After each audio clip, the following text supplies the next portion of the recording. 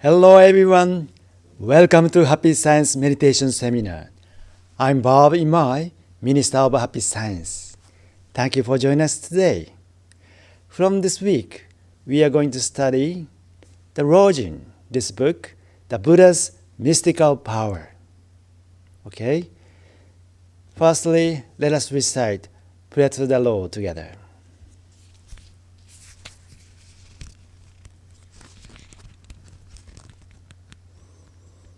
Prayer to the Lord.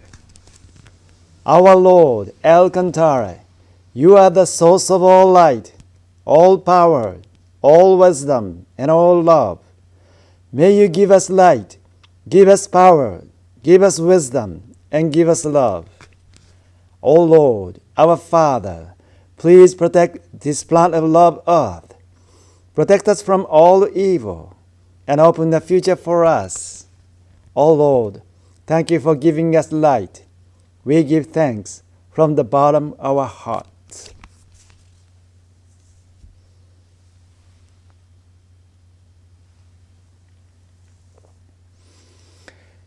Thank you again for joining us today. Today, we like to study the turning point in life. Referring to this book, Rojin, Buddha's Mystical Power, Chapter 1. Every person constantly searches for purpose in life. And in the course of our lives, we will come across various kinds of turning points. Among them, the most significant would be the turning point of the religious encounters. What exactly would be a religious encounter? It is to have contact or be confronted by something that is beyond this world or not. Indeed, no matter who you are, you will necessarily experience various kinds of turning points in life. One example of a turning point could then be if you had fallen ill in childhood. It could be the death of a parent, or the separation of your parents, or something of similar nature. It is said that there are three major trials in life, namely education, employment, and marriage. In the course of our lives, we experience many different turning points. Basically, these turning points present us with options to choose from. Should I go to the right or left? Or should I go straight ahead or retreat? There will always be turning points like this. Every person encounters many turning points again and again in their lives, depending on which choices one makes at any given time. One's life can greatly change, and you will notice this when you look back on your own life. In the end, we try to figure out the guidelines on our own, but also hope that there might be some way to see one step further. This is because, after all, no one wants to fail. It is hard for a person to foresee what will happen 6 months, 1 year, 3 years, 5 years, or 10 years later. Because we cannot tell the future, and because it belongs in the realm beyond our perception, we wonder if we might obtain some help from something greater, beyond human knowledge. I believe that these turning points in our lives are opportunities for us to awaken to a spiritual view of life. This is how I see it. As you face the turning point in life, you are made aware of awakening to spirituality. Your life is not the result of only the choice you make. There are many unseen forces at work. Usually, people have a guardian spirit that works day and night to guide them in good direction. The first case is when the setbacks prompts you to seek God or Buddha. With the desire to get back on your feet, you look for a solution, and many eventually turn to God or Buddha, or join a religious group. This is one way to be awakened to spirituality.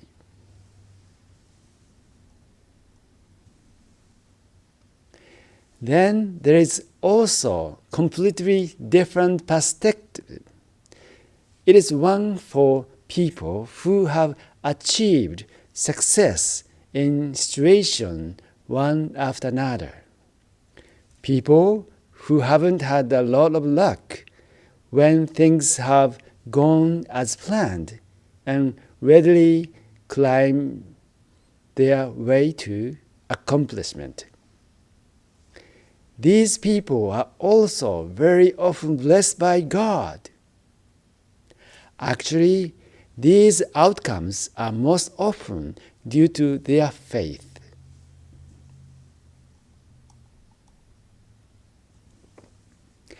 As you can see, I believe that there will always be clues for spiritual awakening, both in times of setbacks as well as in times of success. Indeed, you can find meaning in living this life on earth. Therefore, I ask myself, doesn't the experience of awakening to spirituality in life on earth represent one of our greatest advancements? Doesn't it also provide the opportunity to discover the meaning of one's life in this incarnation? There is another issue to consider. Even for those who have experienced a spiritual awakening, life in this world involves a very difficult problem. It is how to deal with material things. As we live on earth, our minds are inevitably caught up with things of material nature. It is this problem of material things and temptation that has troubled religious leaders and practitioners in the past. These saintly persons seem to have rejected material things, adopting the attitude of living only for spiritual purpose. More recently, viewing the activities of religious people in the modern times, we can see that they are moving in the direction of seeking a path based on integrating the realms of the material and the spiritual, rather than simply keeping the two realms separate. If we simply rejected material things and only sought things that were spiritual, then there will be no meaning to this three-dimensional existence.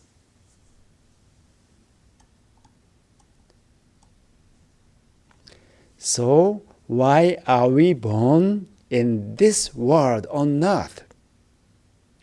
The answer is that we come into this earthly world for the purpose of soul training and living together with many others to create a utopia.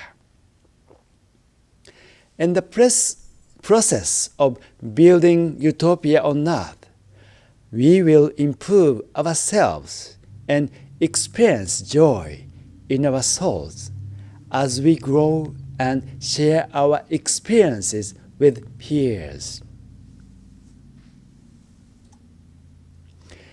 In this perspective, material things can be seen as building blocks that serves to create utopia on earth. The same can be said of the existence of members of the opposite sex. They also serve to enable the construction of utopia. These are possible ways to look at life on earth. The same perspective can be applied to wealth. Wealth can be a very powerful tool if it is applied effectively to build the utopia. However, if it is used to interfere the objectives of utopia, it will be very harmful.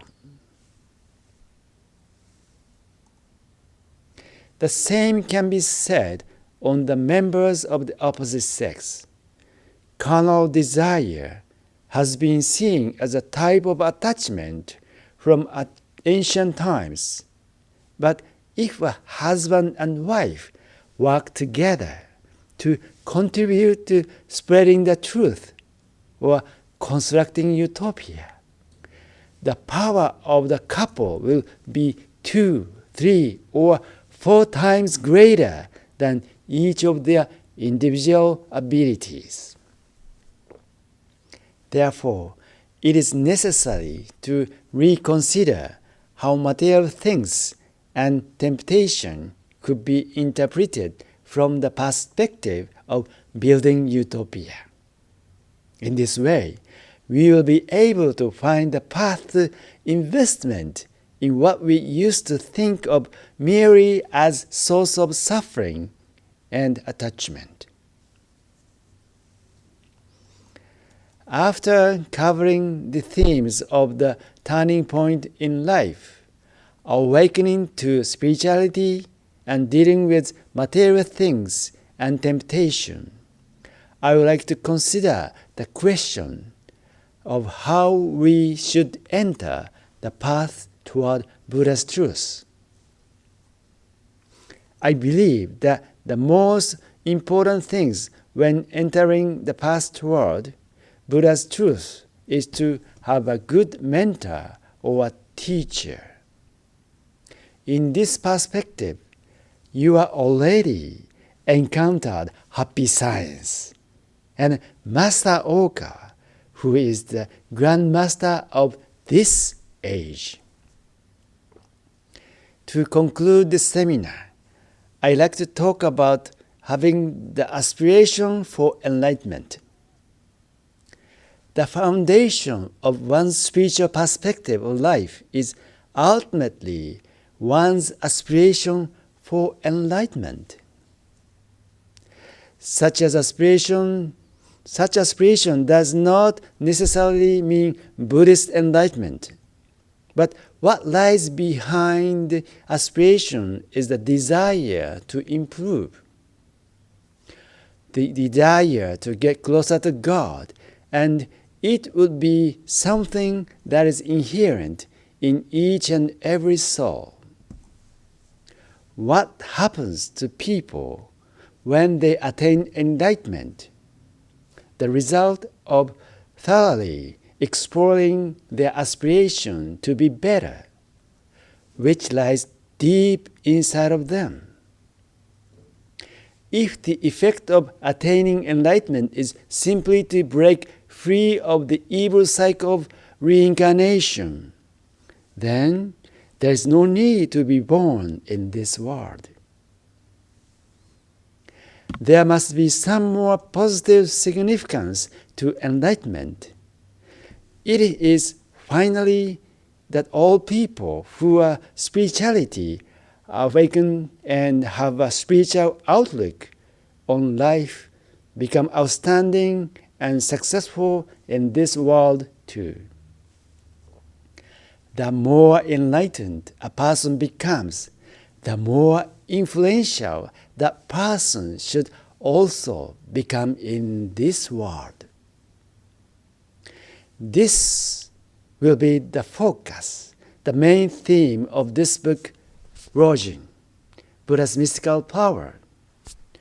I will discuss this in more detail in due course. But simply put, the idea of Rojin, the mystical power that I am going to speak at this time, can be described as the mystical power of people who have advanced to high levels of spiritual ability, while simultaneously honing their skills to be better in this world. This is how Master Okawa describes Rojin. Now let us contemplate on our turning point of life, referring to the lecture as follows. First, looking back your life and think about your turning point, such as illness, start working, and marriage. 2. On that occasion, did you encounter the spirituality? 3. Have you changed your life by encountering happy science? Before the contemplation, let us recite prayer to Guardian and Guiding Spirit.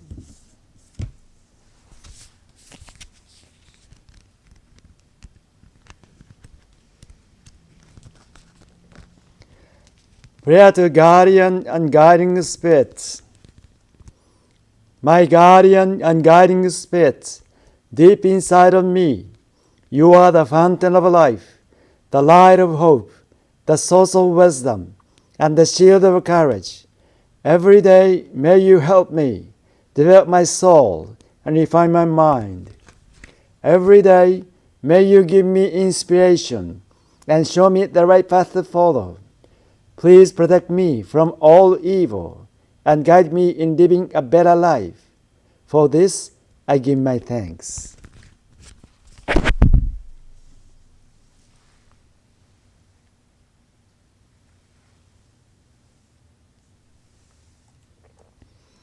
Now, please begin.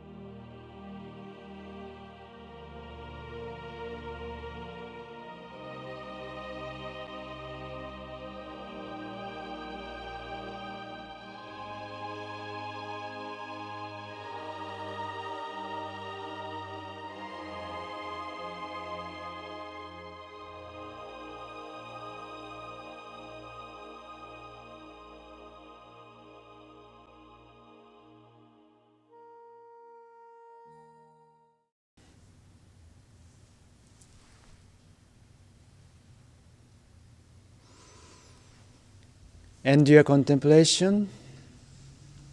How was it? Could you reflect upon your turning points? Lastly, let us practice reflective meditation guided by Master Oka. Please begin.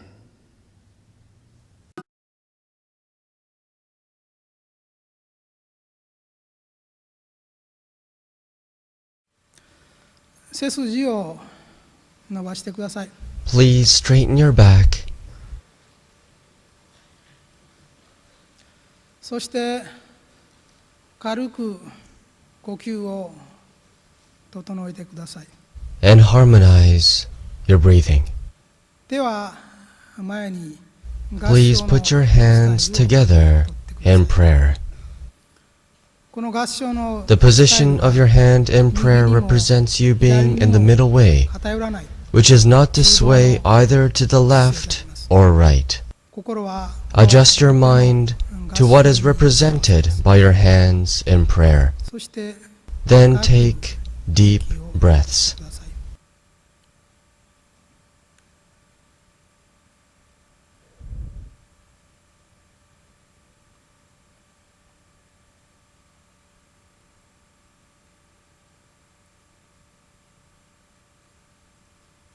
では We will now begin 1番目 our の first self-reflection practice.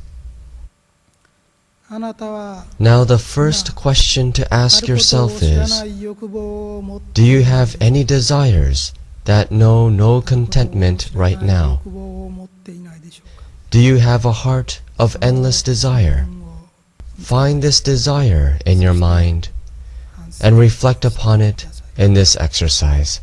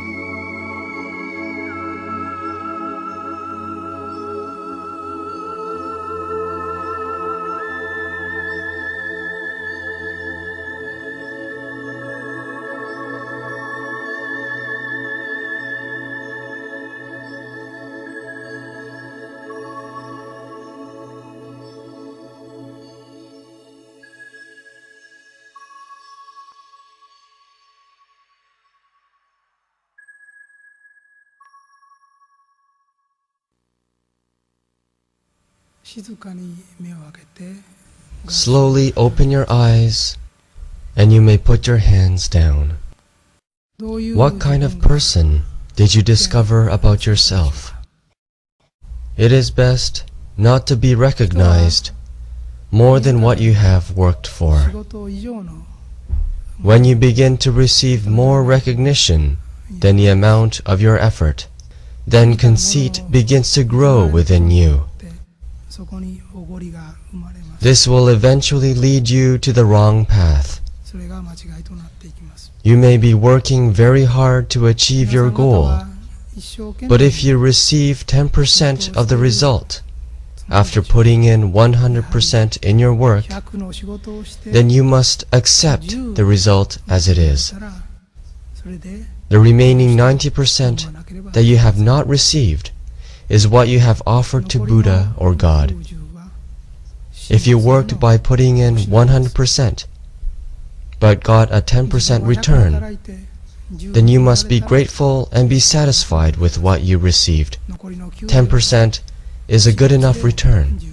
The remaining 90% is what you have offered to the Lord. If you put in 100% and received 100%, then that work is not an offering to the Lord. The desire that knows no contentment means to have the heart that craves more results than what you have put in. If you are living a life for the purpose of giving, then you must have a strong desire to achieve this goal. It is just right to feel that 90% of the work you do is for the purpose of giving back to the Lord. It is important to think that it is enough if you are recognized and given 10% of what you have put into your efforts.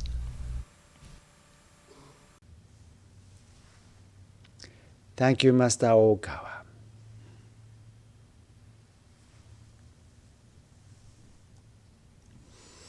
In Happy Science, we are trying to increase the number of people who are enlightened. Please make efforts to become enlightened by studying the truth and practicing self-reflection and meditation. Also, please invite your friends to the path to the enlightenment. This is our missionary work. Look forward to your achievement. Thank you for joining us today, and see you next week. Bye-bye.